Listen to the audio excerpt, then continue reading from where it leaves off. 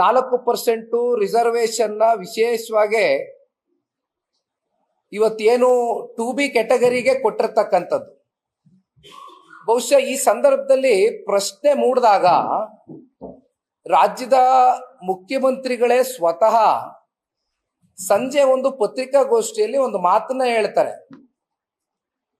ನಾವು ಕೇವಲ ಒಂದು ಸಮುದಾಯಕ್ಕೆ ಸೀಮಿತವಾಗಿ ರಿಸರ್ವೇಶನ್ ಕೊಟ್ಟಿರ್ತಕ್ಕಂಥದ್ದಲ್ಲ, ಅಲ್ಪಸಂಖ್ಯಾತರ ಒಂದು ಹಿತದೃಷ್ಟಿಯ ಹಿನ್ನೆಲೆಯಲ್ಲಿ ನಾನು ಈ ರಿಸರ್ವೇಶನ್ ಕೊಟ್ಟಿದ್ದೇನೆ. ಅಲ್ಪಸಂಖ್ಯಾತರು ಅಂದ್ರೆ ಕ್ರಿಶ್ಚಿಯನ್ರು ಬರ್ತಾರೆ, ಬುದ್ಧಿಸ್ಟ್ಗಳು ಬರ್ತಾರೆ, ಜೈನರು ಬರ್ತಾರೆ, ಇವೆಲ್ಲ ಸಮುದಾಯಗಳು ಬರುತ್ತೆ, ಎಲ್ರಿಗೂ ಕೊಟ್ಟಿದ್ದೇನೆ ಅಂತಕ್ಕಂಥದ್ದನ್ನ ಹೇಳ್ತಾರೆ.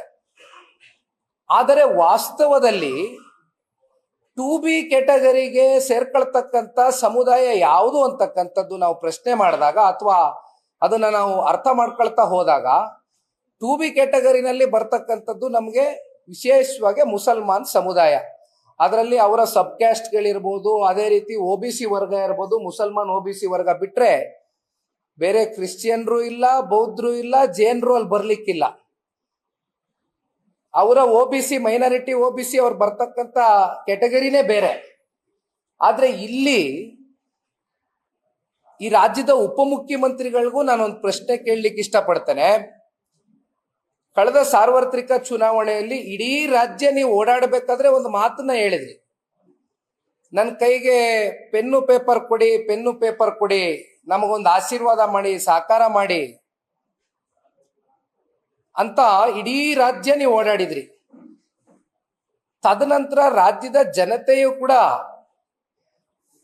ಇಲ್ಲಪ್ಪ ಆಯ್ತು, ಕಾಂಗ್ರೆಸ್ಗೊಂದು ಅವಕಾಶ ಕೊಡಬೇಕು ಅಂತಕ್ಕಂಥ ಒಂದು ನಿರ್ಧಾರ ಮಾಡಿ ನಿಮ್ಗೆ ಅವಕಾಶ ಕೊಟ್ರು. 136 ಜನ ಶಾಸಕರನ್ನ ಹೊಂದಿರತಕ್ಕಂಥ ಈ ಸರ್ಕಾರ, ಕಾಂಗ್ರೆಸ್ನ ಪಕ್ಷ, ಒಂದು ಪ್ರಶ್ನೆ ನೀವು ಮಾಡ್ಕೊಳ್ಬೇಕಾಗ್ತದೆ. ನೀವು ಈ ರೀತಿ ಕ್ಯಾಟಗರಿ ವೈಸು ನೀವು ಕಾಂಟ್ರಾಕ್ಟ್ ನ ಕೊಡ್ತಕ್ಕಂಥ ವಿಚಾರವಾಗಿ ನೀವು ಮೀಸಲಾತಿ ವಿಚಾರವಾಗಿ ತಾರತಮ್ಯ ಮಾಡ್ತಕ್ಕಂಥದ್ದಾದ್ರೆ, ಹಾಗಿದ್ರೆ ಮಿಕ್ಕಿದ್ದು ಉಳಿದಂತ ಸಮುದಾಯಗಳು, ಸಮಾಜಗಳು ನಿಮ್ ಪರ ನಿಲ್ಲಿಲ್ವೇ? ನೀವು 136 ಶಾಸಕರನ್ನ ಹೊಂದಲಿಕ್ಕೆ ಇವತ್ತು ನಿಮ್ ಜೊತೆ ಹಾಗಾದ್ರೆ ಈ ರಾಜ್ಯದ ಸಂಪೂರ್ಣ ಎಲ್ಲ ಸಮಾಜಗಳು, ಸಮುದಾಯಗಳು ನಿಮ್ ಜೊತೆ ನಿಲ್ಲಿಲ್ವೇ? ಯಾಕೆ ಈ ತಾರತಮ್ಯ? ನಿಮ್ಮ ಒಳಗಡೆ ಇರ್ತಕ್ಕಂಥ ಇಡನ್ ಅಜೆಂಡಾ ಏನು, ಅದನ್ನಾದ್ರೂ ದಯಮಾಡಿ ಜನಗಳ ಮುಂದೆ ನೀವು ಇಡಬೇಕು ಅಂತಕ್ಕಂಥದ್ದು ನಾವು ಕೇಳಲಿಕ್ಕೆ ಬಯಸ್ತೇವೆ. ಈಗ 3A ಕ್ಯಾಟಗರಿ ಅವ್ರು ಏನ್ ತಪ್ಪು ಮಾಡಿದ್ದಾರೆ? 3B ಕ್ಯಾಟಗರಿ ಅವ್ರು ಏನ್ ತಪ್ಪು ಮಾಡಿದ್ದಾರೆ? ಎಕನಾಮಿಕಲಿ ವೀಕರ್ ಸೆಕ್ಷನ್ಸ್ ಏನ್ ತಪ್ಪು ಮಾಡಿದ್ದಾರೆ? ಕ್ಯಾಟಗರಿ 1 ಅವ್ರಿಗೆ ಯಾಕೆ ನೀವು ನೋಡಿಲ್ಲ? ಕ್ಯಾಟಗರಿ TOI ಅವ್ರಿಗೂ ಕೊಡಿ.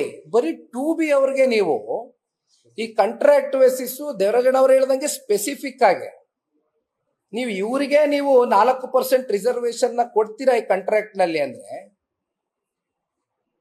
ಇದರ ಹಿಂದಿನ ಉದ್ದೇಶಗಳೇನು, ಇದ್ರ ಹಿಂದಿನ ಅಜೆಂಡಾ ಏನು ಅಂತಕ್ಕಂಥದ್ದು ಇವತ್ತು ಸಾರ್ವಜನಿಕ ವಲಯದಲ್ಲಿ ಇವತ್ತು ಬಹಳ ಅನುಮಾನಗಳಿಗೆ ಎಡೆ ಮಾಡಿಕೊಟ್ಟಿದೆ. ನಿಮ್ಮ ಈ ನಡೆಗಳು ಅಂತಕ್ಕಂಥದ್ದು ಬಹಳ ಸ್ಪಷ್ಟ, ಅದರಲ್ಲಿ ಯಾವುದೇ ಅನುಮಾನಗಳಿಲ್ಲ.